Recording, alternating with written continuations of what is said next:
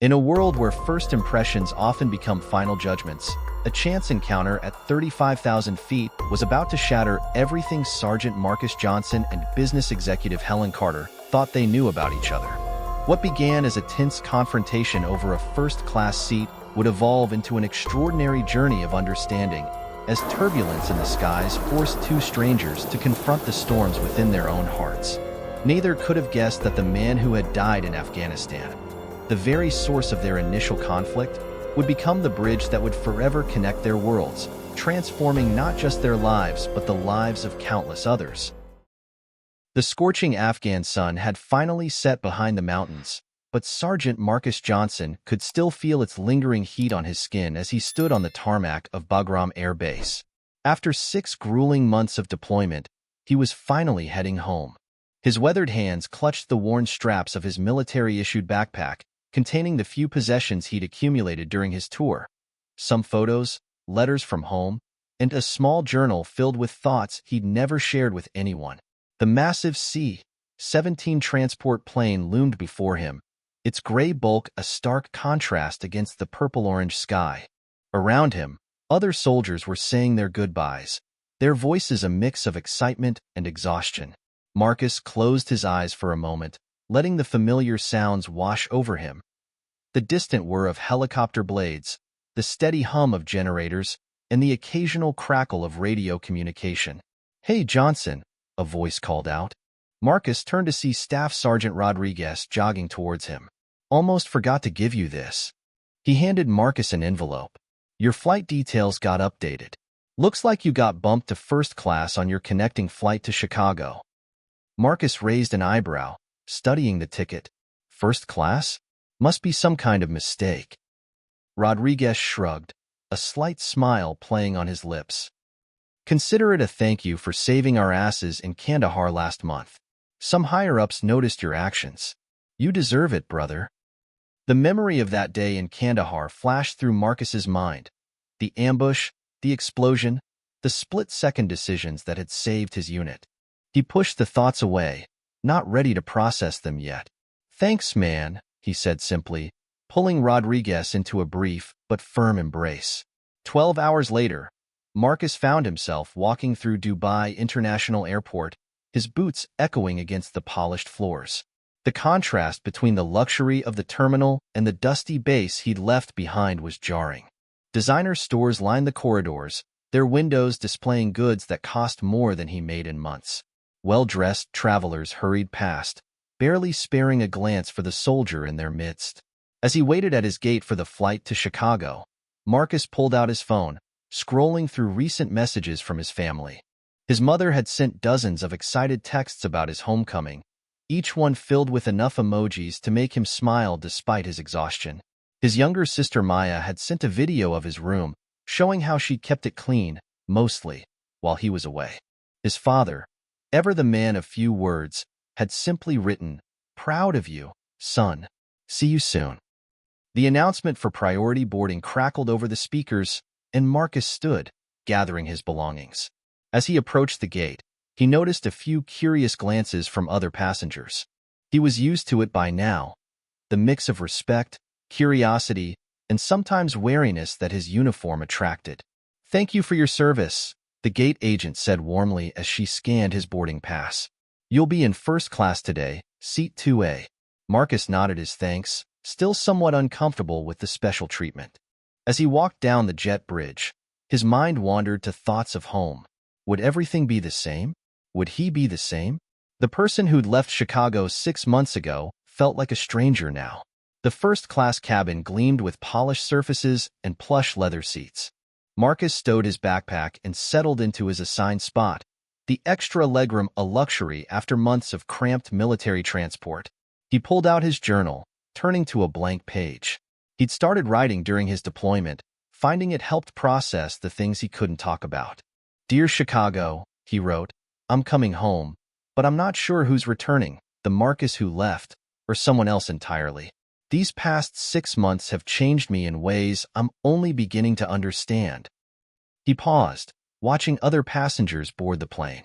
A businessman in an expensive suit, a young family with tired children, an elderly couple holding hands.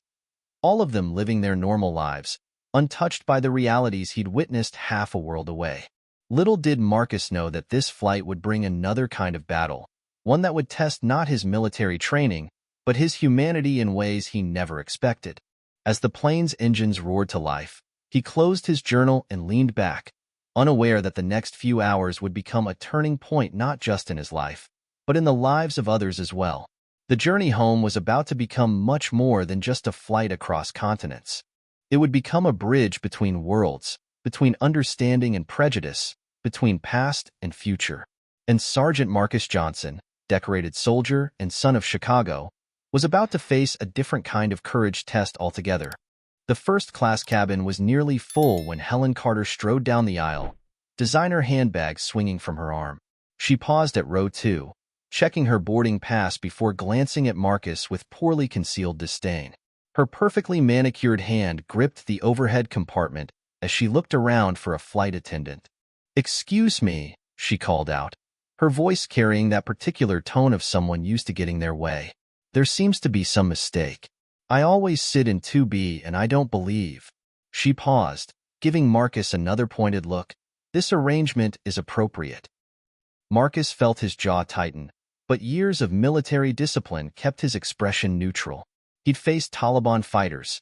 He could handle this woman's thinly veiled prejudice. Still, something about her demeanor, the way she seemed to look through him rather than at him, made his chest tighten with a familiar, weary anger. Sarah Chun, the lead flight attendant, approached with professional grace. "Is there a problem, ma'am?" "Yes," Helen replied, lowering her voice, but not enough to prevent nearby passengers from hearing. "I'm a Platinum member, and I specifically requested 2B. Surely there's been some mistake with the seating arrangements." Her eyes flickered meaningfully toward Marcus's uniform. Sarah glanced at Marcus, then back at Helen, her expression cooling slightly. "There's no mistake, Mrs. Carter. Sergeant Johnson's seat was arranged by the airline as a gesture of appreciation for his military service. I'm sure you understand." A few nearby passengers were now watching the scene unfold. Marcus could feel their eyes on him, some sympathetic, others curious, a few uncomfortable. He'd faced this before: the assumptions, the sideways glances, the subtle and not-so-subtle suggestions that he didn't belong. But something about this moment, about being challenged on his way home after everything he'd seen and done, struck a deeper nerve. "Ma'am," Marcus spoke up, his voice calm and measured, "I'd be happy to switch seats if it's that important to you." The offer came from years of learning to choose his battles, though each word tasted bitter on his tongue. Helen's expression flickered with something, surprise, perhaps embarrassment, before she straightened her spine. "Well, I suppose that won't be necessary," she said stiffly, finally settling into 2B. "But I do hope the service standards haven't changed." As the remaining passengers boarded, Marcus pulled out his journal again. But instead of writing about home, he found himself composing a different kind of letter. "Dear ma'am, you don't know me, but you've already decided who I am. You see this uniform and my skin color, and you've written a story in your head. Let me tell you a different story." He continued writing as the plane taxied, pouring onto the page the words he couldn't speak aloud. He wrote about the young Afghan girl he'd helped evacuate after a bombing, about carrying his wounded buddy through gunfire, about holding the hand of a dying soldier who looked nothing like him but called him brother with his last breath. The plane lifted off, and Helen busied herself with her tablet, maintaining a careful bubble of silence between them. But as Marcus wrote, he noticed her glancing at his journal occasionally, curiosity seemingly getting the better of her practiced indifference. Halfway through the flight, the first hints of turbulence began to shake the cabin. Marcus observed how Helen's knuckles whitened on the armrest, her carefully constructed facade showing its first cracks. He recognized fear when he saw it. He'd seen enough of it in war zones to know its universal language. What happened next would transform their journey from a simple flight into something neither of them expected. As the plane pitched and rolled in the growing storm, Marcus would find himself facing a choice: let the wall of prejudice stand, or reach across it to help someone in need. The letter in his journal remained unfinished, but the real story was about to unfold at 35,000 feet, where the true measure of a person isn't the uniform they wear or the assumptions they carry, but the choices they make when circumstances strip away everything else. The first violent jolt came without warning. Drinks rattled, overhead bins creaked, and a collective gasp rippled through the cabin. Marcus instinctively gripped his armrests, military training kicking in as he assessed the situation. Next to him, Helen Carter's tablet clattered to the floor, her composed exterior cracking like thin ice. "Ladies and gentlemen, this is your captain speaking," a voice crackled over the intercom. "We're experiencing some unexpected turbulence. Please return to your seats immediately and fasten your seatbelts." The plane dropped suddenly, eliciting screams from several passengers. Marcus noticed Helen's breathing becoming rapid and shallow, the beginning stages of panic he'd seen too many times in combat situations. Her eyes were wide, fixed on nothing, her perfectly manicured nails digging into the leather armrests. "Mrs. Carter," Marcus said quietly, his voice steady and calm. "Look at me." She turned, fear momentarily overwhelming her previous prejudice.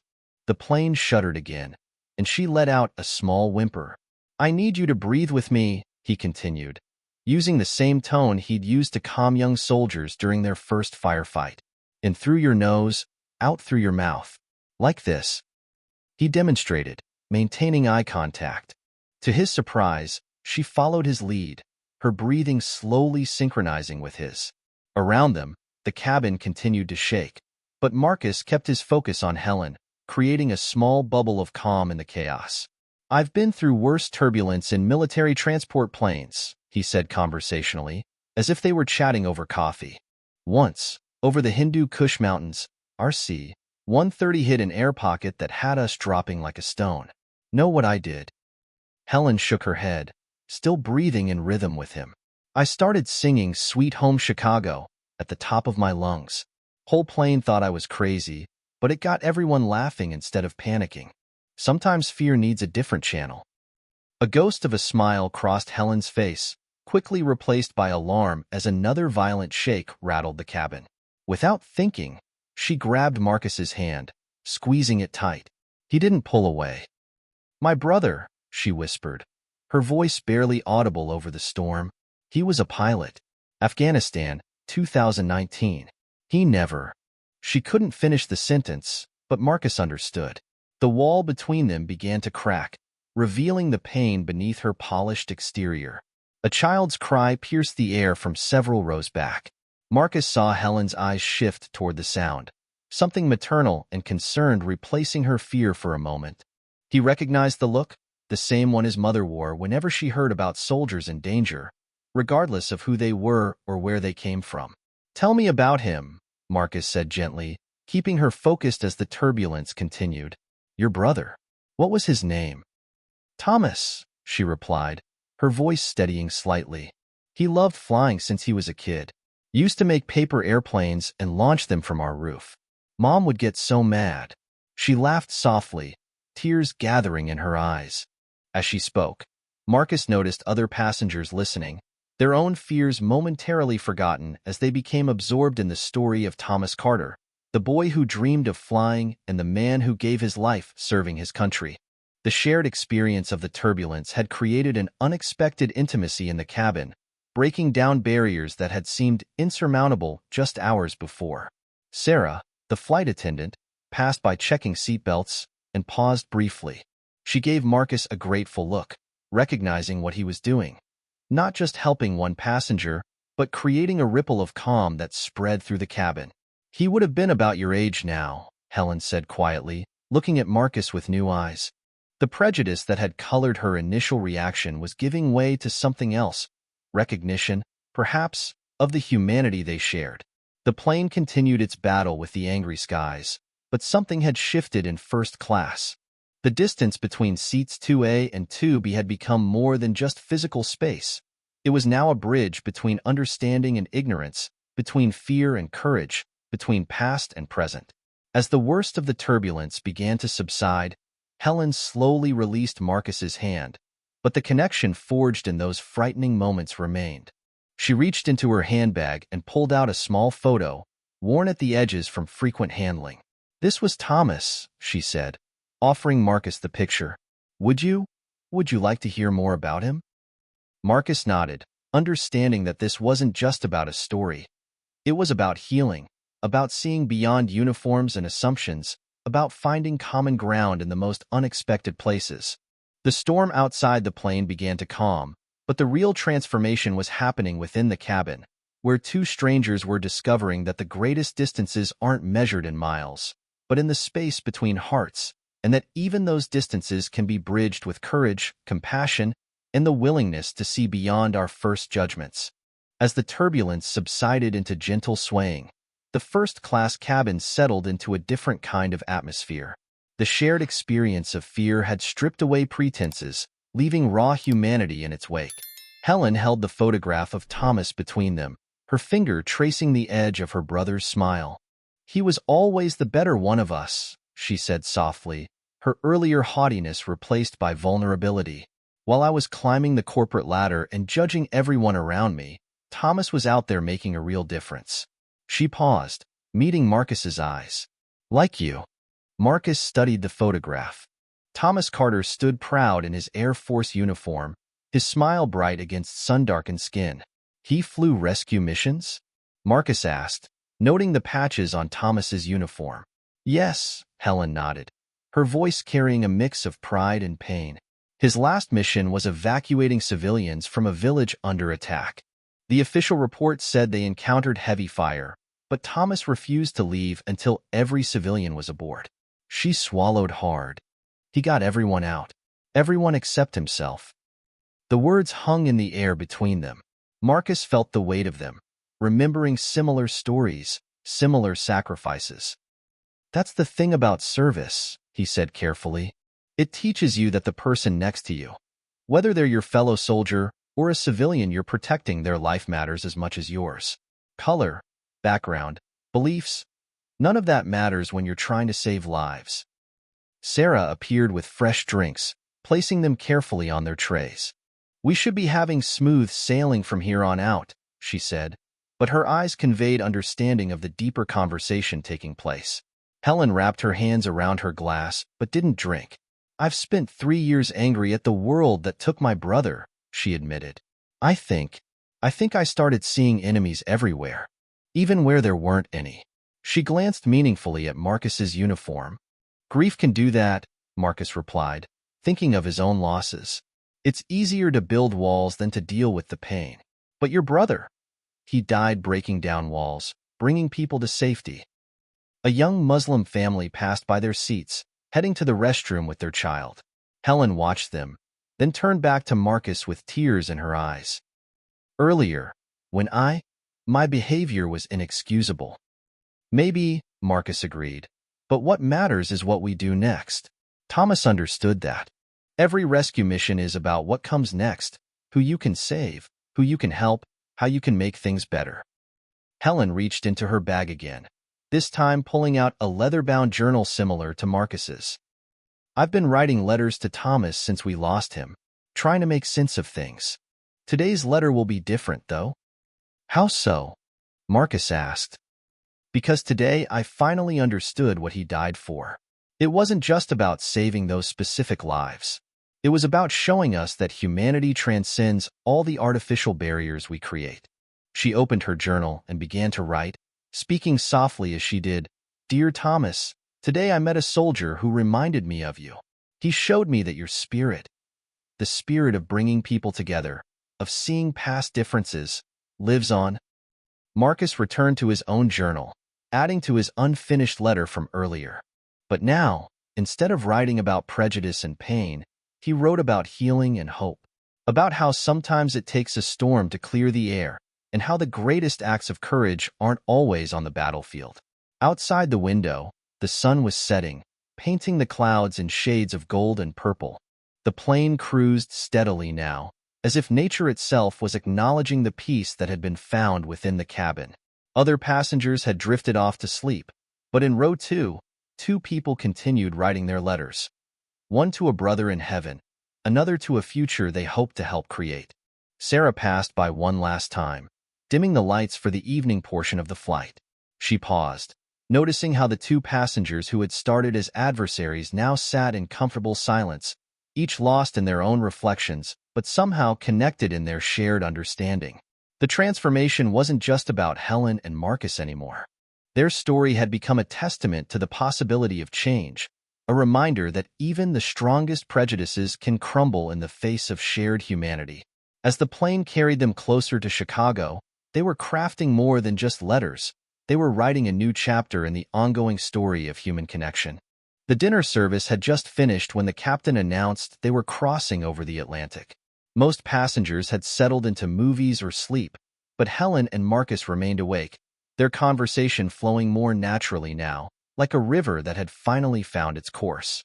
"Tell me about your unit," Helen said, adjusting her seat to face Marcus better. "What was it like over there?" Marcus took a thoughtful sip of water, choosing his words carefully. "We were a mixed bunch, kids from all over the country, different backgrounds, different beliefs. But over there, those differences disappeared. We became family." He pulled out his phone, showing her a photo of his unit gathered around a makeshift Christmas dinner in their base. "See that guy there?" He pointed to a smiling soldier with red hair. "That's Mike O'Brien from Boston, complete Red Sox fanatic. Next to him is Raj Patel from Texas, biggest Cowboys fan you'll ever meet. They argued about sports constantly, but when we were out on patrol, they moved like one person. Had each other's backs without question." Helen studied the photo, her eyes lingering on the young faces. "They look so young, like Thomas did." She paused, then asked, "Were you there when it happened?" "The day Thomas's helicopter." Marcus shook his head. "Different region, different time. But I knew guys like him, the ones who'd fly into hell to save others." He hesitated, then added, "Actually, your brother's mission was legendary among us ground troops. His actions saved an entire village." Helen's eyes widened. "You knew about him?" "Everyone knew about Captain Thomas Carter," Marcus said softly.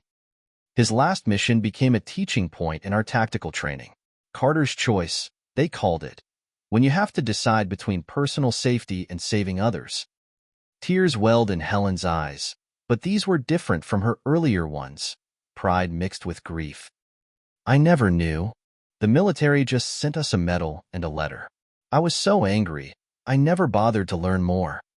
"Sometimes it's easier to stay angry than to face the pain," Marcus observed. "But your brother's legacy, it lived on. It helped other soldiers make the right choices in impossible situations." A flight attendant passed by with fresh coffee, and both accepted cups, grateful for the warm comfort. The cabin lights had been dimmed, creating an intimate atmosphere that made conversation feel easier, more honest. "You know what's ironic?" Helen said, stirring her coffee absently. "Thomas would have been so ashamed of how I acted earlier. He was always telling me to look beyond my Wall Street bubble, to see people for who they really are." "We all have our bubbles," Marcus replied. "Even soldiers. But the key is being willing to step outside them when given the chance." Helen reached for her handbag, pulling out a small, worn notebook. "These are some of Thomas's letters from Afghanistan. Would you like to read them?" Marcus accepted the notebook carefully, recognizing it as the sacred object it was, a family's connection to their lost loved one. As he read Thomas's words, written under the same stars he'd served under, he felt a deep connection to this man he'd never met but whose spirit he knew so well. "Listen to this," he said, finding a particular passage. "Today we flew over the Hindu Kush at sunrise. The mountains were painted gold, and for a moment, I forgot about the war. I realized that beauty exists everywhere, even in places torn by conflict. Maybe that's why we fight. Not just to protect people, but to protect the possibility of beauty, of understanding, of connection." Helen wiped away a tear. That was Thomas, always finding the light, even in the darkest places. "He was right," Marcus said, closing the notebook gently.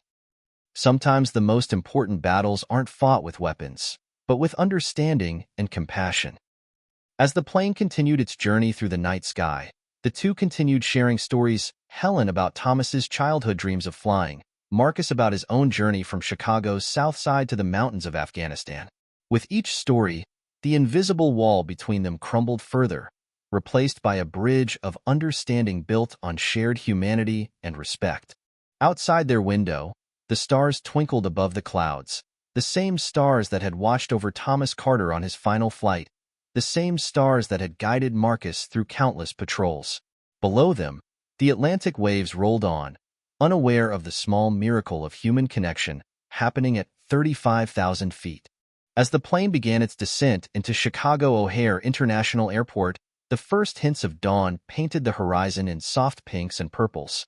The captain's voice crackled over the intercom, announcing their approach, but Marcus and Helen were deep in conversation about something more profound than arrival times. "I keep thinking about what Thomas wrote in his last letter," Helen said, her voice quiet but steady. "The hardest walls to break down are the ones we build in our minds." I never really understood what he meant until today. Marcus nodded, watching the city lights emerge through breaks in the clouds. Those walls seem so solid until something forces us to see through them. Sometimes it takes a storm, literal or metaphorical, to shake our foundations. The plane banked gently, and Chicago's skyline came into view, the early morning sun glinting off Lake Michigan. Helen pulled out her phone, showing Marcus a final photo. Thomas standing in front of that same skyline, young and proud in his civilian clothes. "This was his last visit home," she explained. "We had dinner at the top of the Hancock building. He tried to tell me about his experiences, about the people he'd met, the lives he'd touched. But I was too busy talking about my latest merger deal." Her voice caught. "I wish I'd listened more." "You're listening now," Marcus said gently. "Sometimes the lessons our loved ones try to teach us take time to sink in. The important thing is that we eventually learn them." The landing gear deployed with a mechanical whir, and Sarah moved through the cabin for final checks. She paused at their row, smiling at the sight of the two passengers who had started the flight as adversaries and were ending it in deep conversation. "I have something for you," Helen said suddenly, reaching into her briefcase. She pulled out a business card and began writing on the back. "This is my private number. I run a foundation that helps veterans transition to civilian life. We could use someone like you on our advisory board." Marcus took the card, understanding the gesture for what it was, not charity or guilt, but a genuine desire to extend the bridge they'd built to others. "I'd be honored," he said, "and I know some folks who could benefit from your program." The plane touched down smoothly, tires kissing the Chicago runway. As they taxied to the gate, Helen turned to Marcus one last time. "You know, I've taken this flight dozens of times, always sitting in 2B, always keeping to myself. Today was the first time I actually arrived somewhere different from where I started." Marcus smiled, understanding completely. Sometimes the most important journeys happen while we're sitting still. As passengers began gathering their belongings, Helen pulled out Thomas's journal one last time. "I'm going to start a new tradition," she announced. "Every time I fly, I'm going to read one of his letters. Not to dwell in grief, but to remember what he stood for. Breaking down walls, building bridges." The seatbelt sign dinged off, and passengers began standing, retrieving bags from overhead compartments. But Marcus and Helen remained seated for a moment longer, both aware that they were part of something larger than themselves, a small but significant victory in the ongoing battle against prejudice and misunderstanding. "Your brother would be proud," Marcus said finally, standing to retrieve his backpack. "Not just of what you've learned, but of what you're going to do with that learning." Helen stood as well, her usual corporate poise now softened with genuine warmth. "Thank you, Sergeant Johnson, for everything." As they made their way off the plane, other passengers who had witnessed their earlier confrontation watched in amazement at the transformation. Sarah, standing by the exit, gave them both a knowing smile. The morning sun streamed through the terminal windows as they walked together toward baggage claim, two people forever changed by an 8-hour flight. Behind them, the plane that had served as their classroom in humanity prepared for its next journey, ready to carry more stories, more possibilities, more chances for understanding across the skies. 3 months after their fateful flight, Marcus stood at the podium in the grand ballroom of the Carter Foundation's annual gala. The room was filled with veterans, business leaders, and community organizers, all gathered to support the Foundation's expanded mission of building bridges between different communities through veteran outreach programs. When I boarded that flight from Dubai, Marcus began, his voice carrying across the hushed room, I thought I was just going home. I didn't know I was about to become part of a bigger story. He glanced at Helen, who sat in the front row, nodding encouragingly. Many of you know Helen Carter as a successful businesswoman and philanthropist. But I know her as someone who had the courage to confront her own prejudices and transform them into purpose. Together, we've spent the last 3 months redesigning the Foundation's programs to focus not just on helping veterans, but on using their experiences to bridge divides in our communities. The screen behind him displayed photos of their new initiatives. Veterans leading diversity workshops in corporate offices, cross-cultural community events, and mentorship programs pairing veterans with inner-city youth. Each image told a story of barriers broken and understanding gained. Captain Thomas Carter's legacy lives on, Marcus continued, not just in the medals and memories, but in every connection we help create, every wall we help break down, every bridge we help build. Helen rose to join him at the podium, her eyes bright with unshed tears. When we lost Thomas, she addressed the crowd, I thought my world had ended. Instead, it expanded. Through Marcus, through all of you, I've learned that my brother's mission of bringing people together didn't end with his last flight. It's continuing through each of us. The Foundation's new logo appeared on the screen, a bridge spanning a divide, with wings stretching from either side. Below it, Thomas's words, the hardest walls to break down are the ones we build in our minds. After the speeches, during the reception, Marcus found himself surrounded by people eager to share their own stories of transformation. A CEO talked about changing his hiring practices after attending one of their workshops. A veteran spoke about finding purpose in mentoring youth. A community leader described how their programs had helped heal racial tensions in her neighborhood. You've started something remarkable, Sarachin said, approaching with a smile. The flight attendant had become a regular volunteer at their events. Who would have thought that one turbulent flight could lead to all this? Helen joined them, champagne flute in hand. It wasn't just the flight, she said. It was having the courage to look beyond our first judgments, to see each other's humanity. She turned to Marcus. Have you shown them your latest project? Marcus pulled out his tablet, displaying plans for the Thomas Carter Community Center, a space designed to bring together people from different backgrounds through shared experiences and dialogue. The architectural drawings showed a building with walls made largely of glass, symbolizing transparency and connection. The center will house our veteran mentorship programs, he explained, but it's also going to be a space where people from all walks of life can come together, share their stories, and learn from each other. We're breaking ground next month. As the evening wound down, Marcus and Helen found themselves by the window, looking out at the Chicago skyline, the same view from Thomas's last photo. The Hancock building stood proud against the night sky, its lights a beacon in the darkness. Sometimes I wonder what Thomas would think of all this, Helen mused, her voice soft with reflection. Marcus smiled, remembering the words from Thomas's journal. I think he'd say we're protecting the possibility of beauty, of understanding, of connection, one bridge at a time. Below them, the city pulsed with life. Millions of stories, millions of potential connections waiting to be made. The Foundation's work was just beginning, but already they could see ripples of change spreading outward, touching lives in ways they never imagined. The night was ending, but like that flight 3 months ago, it wasn't an ending at all. It was another beginning, another chance to prove that the greatest distances can be bridged when we have the courage to reach across them. 1 year to the day after their memorable flight, Marcus Johnson found himself back in Dubai International Airport. This time, he wasn't alone. Helen Carter stood beside him, both of them preparing to board a flight that would retrace their fateful journey. But today, they weren't just passengers. They were speakers, invited to share their story at a global conference on social transformation. The terminal buzzed with activity around them, a symphony of languages and cultures mixing in the international space. Marcus watched a young soldier in uniform, looking as uncertain as he had felt that day, and smiled at how much had changed.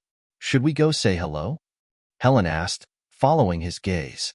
The past year had softened her corporate edge, replaced it with an authentic warmth that had become her trademark at Foundation events.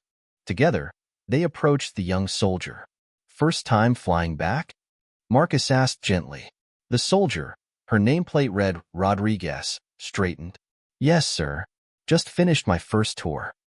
"Let me guess, they upgraded you at the counter?" Helen asked with a knowing smile. Rodriguez nodded, clutching her boarding pass. "I'm not sure I belong up there in first class." "Oh, but you do," Helen assured her. "In fact, you might be exactly where you need to be." As they boarded the plane, Marcus and Helen found themselves in the same seats they'd occupied a year ago, 2A and 2B. The symmetry wasn't lost on either of them. Rodriguez was across the aisle, looking both honored and uncomfortable, just as Marcus had been. "Welcome aboard," a familiar voice greeted them. Sarachin, now the lead flight attendant on this route, had specifically requested to work this flight when she heard they would be on it. "Feels like déjà vu, doesn't it?" The flight took off into the desert sunset, the Dubai skyline disappearing beneath them. Helen pulled out a worn journal, Thomas's journal, and opened it to a new entry she'd written that morning. "Dear Thomas," she read softly to Marcus, "today, I'm retracing the flight that changed everything. The Foundation has helped thousands of veterans this year, but more importantly, it's helped people see each other clearly, beyond the uniforms we wear or the prejudices we carry." Throughout the flight, they shared their story with Rodriguez, who listened with growing amazement. Other passengers leaned in to hear, drawn by the authenticity of their words. By the time they reached cruising altitude, the first-class cabin had become a space of open dialogue, with passengers sharing their own stories of prejudice overcome and understanding gained. Sarah brought out champagne as they crossed into European airspace. "To new traditions," she toasted quietly with them. "And to old ones," Helen added, pulling out her brother's photo. She showed it to Rodriguez, who studied it with respect. "Captain Carter's spirit lives on in every connection we make." Marcus watched as Rodriguez relaxed, joining the conversation with growing confidence. He thought about the Thomas Carter Community Center, now a thriving hub of activity in Chicago, and the dozens of similar centers they were planning across the country. Each one a testament to the power of one flight, one conversation, one moment of choosing understanding over judgment. As they began their descent into Chicago, the sunrise painted the sky in familiar shades of hope. Helen turned to Marcus with tears in her eyes. "You know what Thomas would love most about all this? That his story didn't end with him. It keeps growing, touching more lives, creating more connections." Marcus nodded, thinking of all the lives changed through their work. "Every flight is a chance to bridge a divide," he said. "Every seat assignment an opportunity for transformation." The plane touched down smoothly, but this time, there was no need for goodbyes. Marcus and Helen had work to do. Speeches to give, programs to run, more bridges to build. Rodriguez had already accepted their invitation to join the Foundation's mentorship program. As they walked through O'Hare together, they passed a wall of windows looking out over the runways. Planes took off and landed in an endless dance of journeys beginning and ending. Each one carried stories like theirs, opportunities for walls to come down, for understanding to take root, for humanity to triumph over prejudice. "Ready for another year?" Helen asked, as they headed toward the conference center where they would share their story once again. Marcus smiled, thinking of all the flights still to come, all the connections yet to be made. "Always," he replied. "After all, every flight is a chance to start again." Above them, planes continued their eternal dance against the Chicago sky, each one carrying the possibility of transformation, each one a reminder that the greatest journeys often happen in the space between takeoff and landing, between who we were and who we might become. Don't forget to like and subscribe to our YouTube channel so we can keep bringing you the best stories.